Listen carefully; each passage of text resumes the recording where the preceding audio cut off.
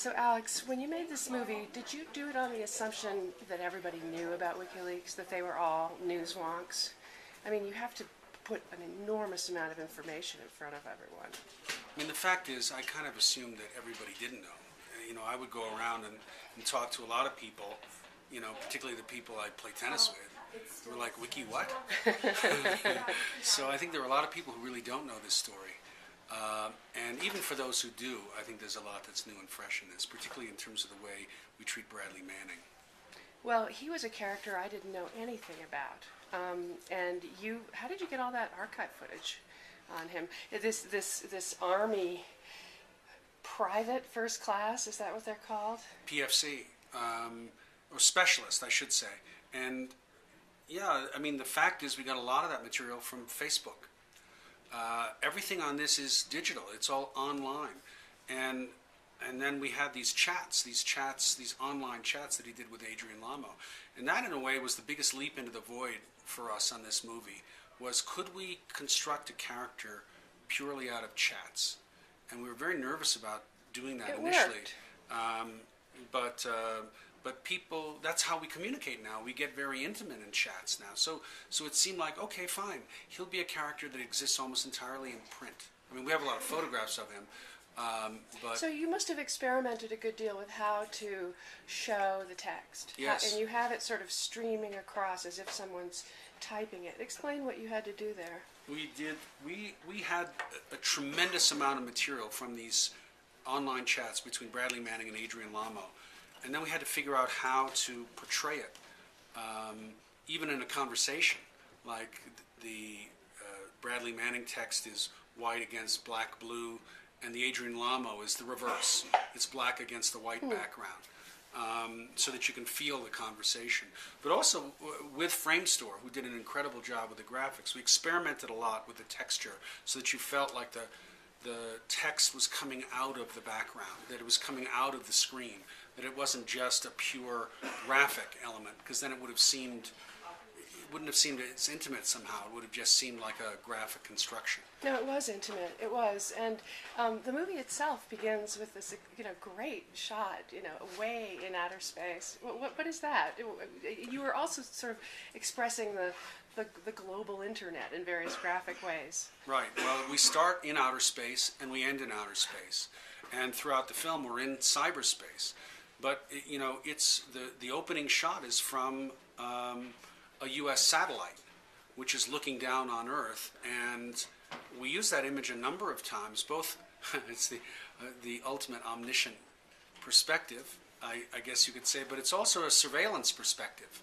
And a lot of what we talk about in this film is the double-edged quality of the internet. There's the aspect of the internet that leads to freedom, and then there's the aspect that's become a kind of spying machine. Both for the leakers and the secret keepers. So well, go ahead. No, that brings up the high-level people that you actually interviewed, and I was almost surprised that you were able to get them. You mean like Michael Hayden? Well, I think Michael Hayden has. I was surprised too. Alexis Bloom was very persuasive, my producer, with Michael Hayden, and he agreed to talk, for quite a long time. And obviously, he, as having been head of the CIA and the NSA, he knows a lot about surveillance. He knows a lot about secrets. In fact, the title of the film, We Steal Secrets, a lot of people feel it's an editorial comment by me on WikiLeaks and or Bradley Manning. In fact, it's an intentionally ironic title because the person who says We Steal Secrets in the film is CIA Director Michael Hayden. And he says that about other governments. He said, we steal secrets from other governments. That's what we do. Well, seen in that context, then, this whole discussion about what is secret, what is not secret, what should be leaked, what shouldn't be leaked, takes on a whole new dimension. So Assange, of course, is front and center, and yet you were not able to reach him. But it seems rather remarkable that you were able to get this footage from this other journalist. Where would you have been without that footage? Well, without that footage, we would have had to do something else. You never know. Luck is where opportunity meets the prepared mind. And there was a moment in time, the other journalist, filmmaker, is a guy named Mark Davis, an Australian, who followed Julian at a moment in time that will never come again.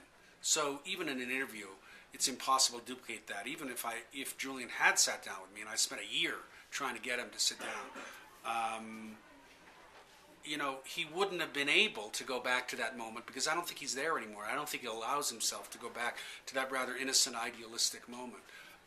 But Davis captured him.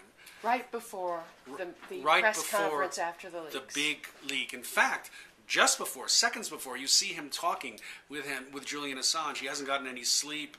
I think it'll be a good outcome. And then you see Assange walk down the door of this little boarding house of the Frontline Club and across the street into the Frontline Club, where they have this huge press conference. And Mark Davis remarks, he said there he walked 50 yards, and he went from being a kind of itinerant computer hobo to most famous person on the planet. So and then you have him dancing the night away in a club. Right. Well, that was shot by the DJ.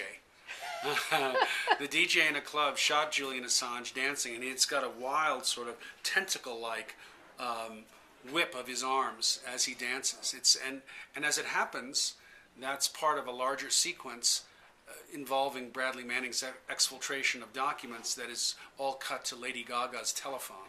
Well, as you always do, you take full advantage of bringing to visual life any reference to something fun that your various interviewers make. You have that a couple of times where you go to music in the movie. And well, there's a great song. Lady Gaga was great. And there's a great song at the beginning, Midnight Oil's Blossom in Blood, which happens to be the lyric that's part of a mystery of this famous wankworm incident where NASA was hacked into by hackers. Ultimately, we know that they were from Melbourne, Australia. We don't know exactly who they are. Assange might have been involved. But the key clue in the wank hack, which stands for Worms Against Nuclear Killers, is a lyric. We talk at times of peace for all and then prepare for war. And that's a lyric from Blossom in Blood by Midnight Oil, which is the credit sequence. And you also end up on Carl Sagan, the pale blue dot. Yep. Bradley Manning, he tried to come up with something that summed it all up for him. He says it in the chats, pale blue dot, and then he gives the URL, sums it all up for me. Both the photograph and this wonderful long quote that Carl Sagan makes about both the insignificance of it all and how in that vastness, in that insignificance, he's looking at this pale blue dot, which is Earth from almost the edge of the universe. We have to find meaning by trying to do something. And then we end it with a note from Bradley Manning's chat, I care. And then we have the Ink Spot song, If I Didn't Care. Irresistible. Now, if you, obviously the movie is rather sympathetic to Manning, yes. Although you do suggest that he shouldn't have had the clearance that he did to get access to all these documents, and that the government, in its urge to share post 9/11, perhaps went too far in that direction. They brought it on themselves. I think they did. Even Michael Hayden says that. He said, if we begin to take on a leak, it's going to be huge, because now we're sharing all these things in a way that we never did before. I think also the sad state of Bradley Manning's prosecution, which is a really vindictive, vicious prosecution. Surprising that Obama was so involved in that. Well, and he seems to have sanctioned it in a way that I find appalling. But I think it's a way of scapegoating Manning for much bigger failures having to do with security. And so they want to pin it on one guy. It's the old bad apple. It's the same thing that Dick Cheney did with Abu Ghraib. Back in the days of sailing ships, they used to call that hoist the wretch. Find one guy to make an example of him and hoist him on the yardarm, and that's what they're doing with Bradley Manning. But the other question is whether you go far enough with a negative point of view on Assange. It's almost, the movie moves around Nick Davies, for example, basically Guardian writer who was really effective in the movie. Very good. Yeah, he basically thinks that Assange changed. The movie leans a lot on this point of view, that he moved from idealist to corrupted, noble. Noble cause corruption, we call it. Right. I think that's true, and I think he moves from a person who's obsessed with exposing the abuses of power in others to one who abuses his power particularly in relation to these two women. I mean, we spend a lot on this Swedish sex case for a lot of reasons, not just for prurient reasons, but because it exemplifies a big lie, and it exemplifies a kind of abuse of power. And it creates the trouble that we all have when we see somebody who is doing something that we may admire. And I must say, I came into this story greatly admiring of what Wikileaks was doing. And it's hard for us to accept that somebody who's doing something admirable could also at the same time be doing something that's so deeply corrupt. So it was that aspect that I thought it was important to plan, because ultimately this is a film about truth and lies, and we have to be able to reckon with that. Also, he was spreading misinformation using the Swedish case and making it look as if it were some kind of conspiracy against him related to his other issues. Correct. He intentionally conflated a Swedish sex case with his freedom of information agenda, as if it was created out of thin air in order to attack him for his leaking mission, which is just not true. So you do yet another one of these disguised women. You could pretty much see what she looks like. I wasn't sure. Well, I think the idea was, honestly, this woman is available online, and frankly, the light in the projector bulb is a little bright. I think we may go further in terms of darkening the face, but the point was, you can see her face online. The point was, in a kind of conventional context, to keep people from being able to recognize her on the street. So if you saw, her in shadow in this film, and she's got a wig on that we put on her and it's made up, it would be very difficult, I think, to recognize her in the street if you just saw her in passing.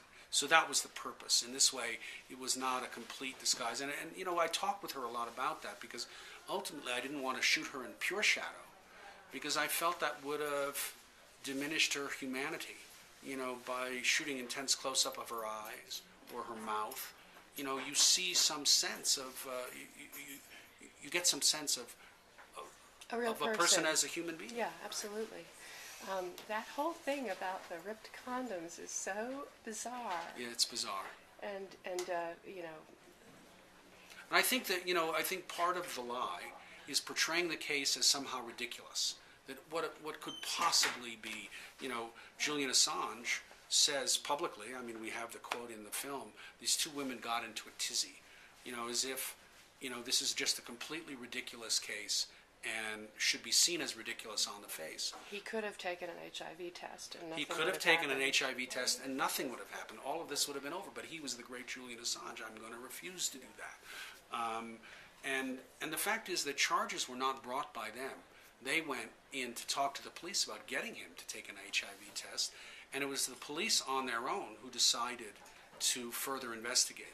Because, the fact is, there's a case in Canada of a guy who wanted to get a woman pregnant, who was his longtime girlfriend. She did not want to get pregnant, so he put a zillion holes in all of his condoms. He was ultimately prosecuted and convicted for sexual assault. It just depends. And obviously we know of these cases where people do have HIV, they know they have HIV, they purposely infect people. I'm not saying that's what Assange did. The purpose of what we put in the film, in this bizarre sequence, having to do with a picture of the condom online and all of that, was simply to say, this is not a joke.